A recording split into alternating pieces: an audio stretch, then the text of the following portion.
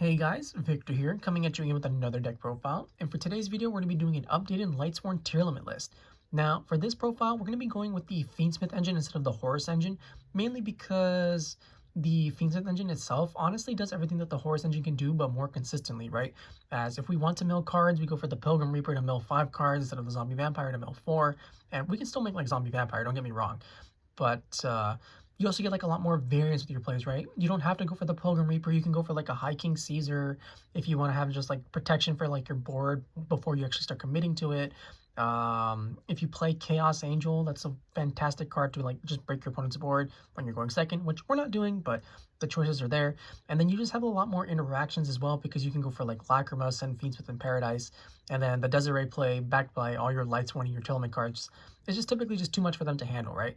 So with that in mind, let's jump straight into it.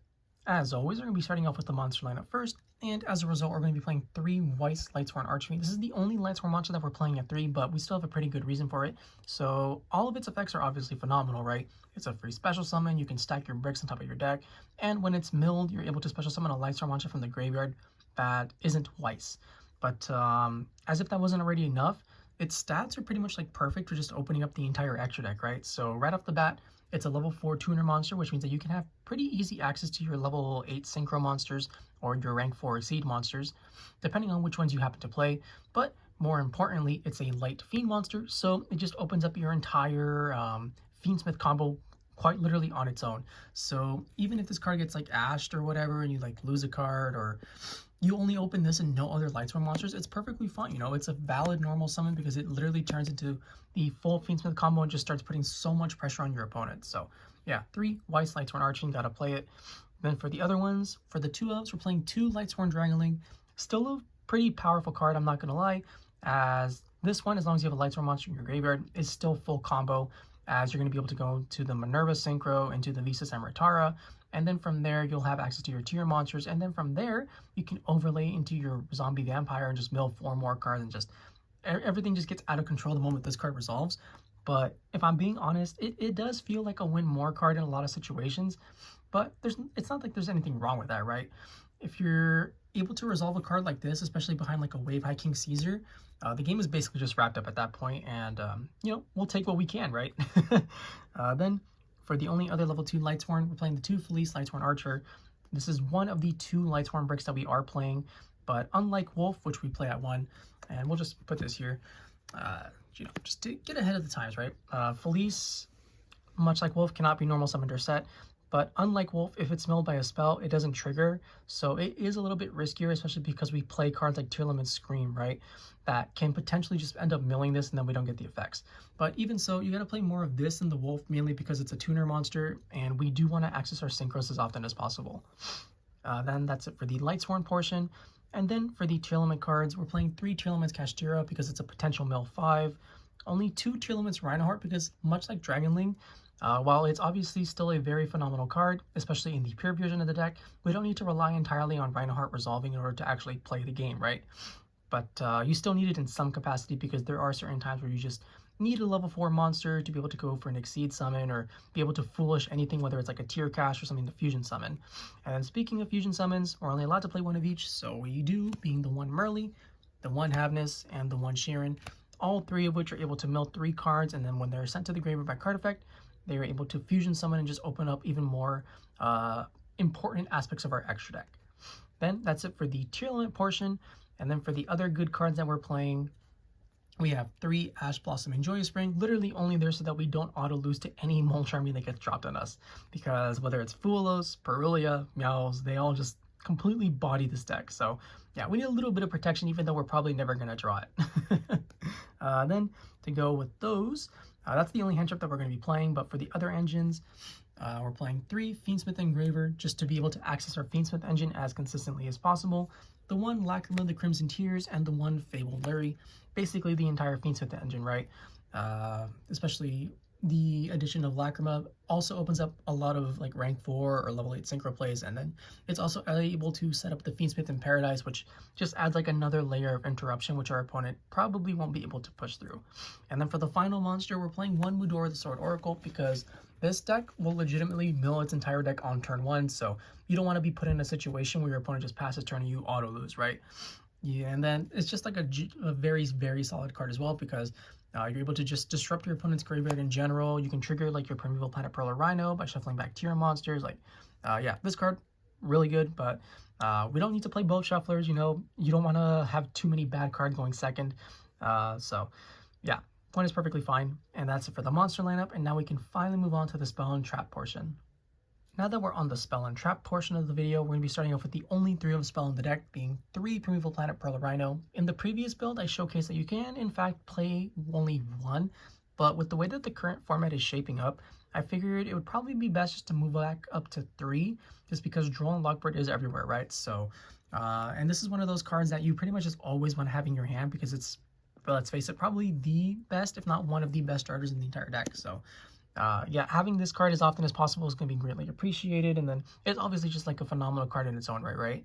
As it's able to search your tier monsters, pop cards, boost your tiers and your fusions by 500. Like this card, it's pretty solid. Then for the only other 2 of spell in the deck, we're playing 2 Tearlaments Scream just as like another consistency card. But with the way that the deck works, even if you don't open up Tearlaments Scream, you're still milling your entire deck.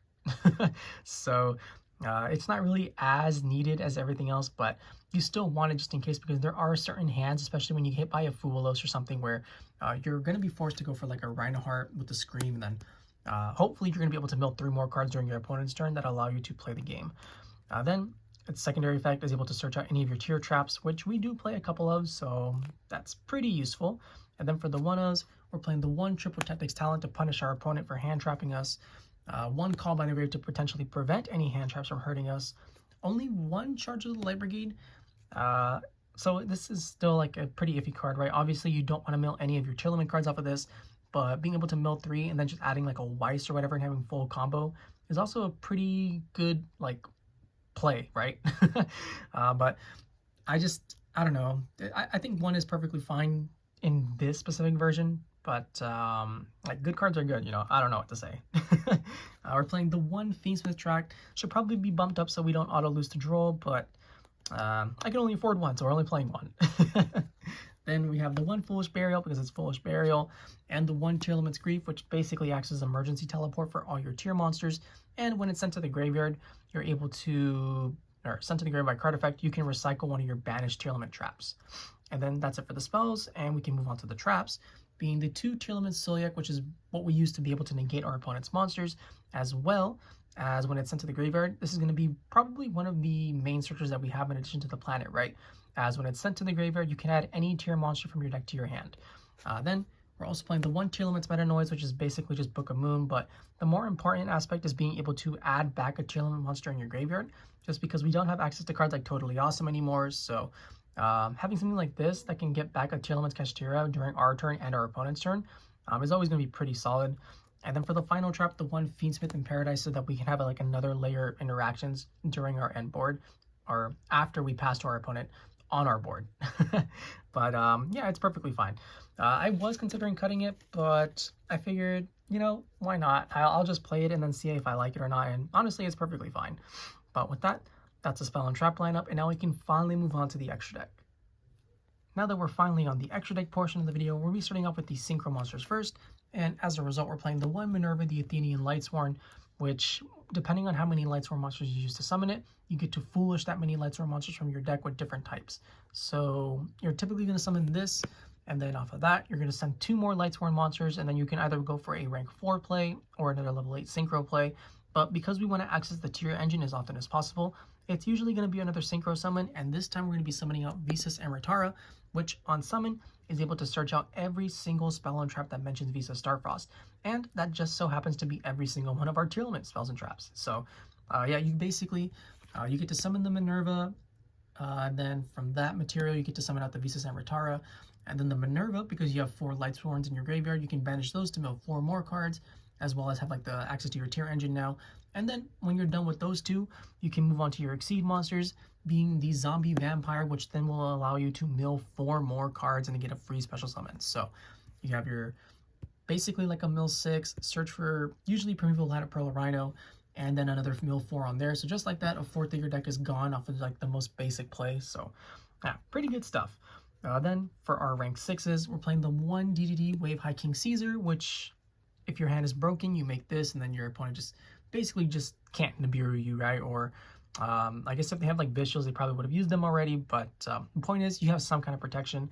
And then if your hand is bad, you go for the Pilgrim Reaper to gamble and mill 5 cards, and hopefully in those 5 cards you actually find something. But that's what for the rank 6s. And then the only rank 4 that we're playing, it's going to be the 1 number 60 dugares, the Timeless. I wasn't really sure which one I wanted to include for this version, just because there's so many good utility cards, right? Obviously, I love Time Thief Redoer, but it's a little bit more suited to the pure Tearlament deck. And I enjoy cards like Baguska as well, just in case you do get hand trapped to Oblivion and you don't have like a way out. But ultimately, I just decided to go all in on the combo aspect, so we're going with the 1 number 60 dugares, the Timeless, just because there are a lot of times where you just have bricks in your hand that you want to discard, so you draw 2 and then get rid of a bad card, or the play that I showcased in like an earlier video on how to play. There are a lot of situations where you just mill something like a dragonling, right? So you detach 2 materials, you bring back the dragonling, then you go full combo, and yeah, this card, like the variety that it offers to the deck is just kind of unmatched when it comes to rank 4s. And that's it for the Exceeds. And then for the Links, we're playing the 1 Fiendsmith Requiem to be able to cheat out all our Fiendsmith monsters, obviously. The Moon of the Closed Heaven, which is just any 2 monsters becomes full Fiendsmith combo. Fiendsmith Sequence, which admittedly I'm not the biggest fan of in this deck, just because I feel like I'm never making it turn 1 unless I bricked and drew the Fiendsmith in Paradise, so I need to set up like the Desiree play. But if I was to start cutting anywhere, it'd probably be here, as crazy as that may sound, just because we don't really want to focus too much on this. Like, we'd much rather just have the Fiendsmith in Paradise be a interaction, and then as for like the Desiree, we don't really care about summoning it, if I'm being honest. But yeah, this card, it's perfectly fine. And then the 1 SP Little Knights, which is just a good generic out to pretty much anything, right? That's it for the Links, though. And then for the Fusions, we play the Necroquip Princess so that we can turn basically our Lacrima into another level 6 Fiend, and then that will turn into like Wave High King Caesar or the Pilgrim Reaper. And then we play the Fiendsmith Desiree to, I guess, potentially summon it off a sequence, but this is basically what you're going to be sending off of your Fiendsmith in Paradise every time, just to have a free interaction with your opponent. And then for the other cards, we're playing the 1 Mud Dragon of the Swamp and the 1 Predaplant Dracostapelia. You play plenty of darks, so it's not like it's incredibly difficult to go into either one of these.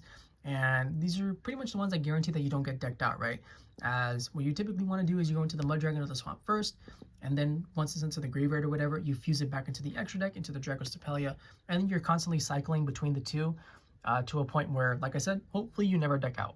And then for the final card, we're playing the 1 Tearlaments Kaleidoheart just to be able to spin back our opponent's cards, and then if it goes to the graveyard by card effect, we're able to get a free Foolish Burial for any tier card. So with that, that's the deck spec, and that's the entire deck as a whole. I hope you guys enjoyed it. If you did, please feel free to like, comment, subscribe, and I'll catch you guys next time. See ya!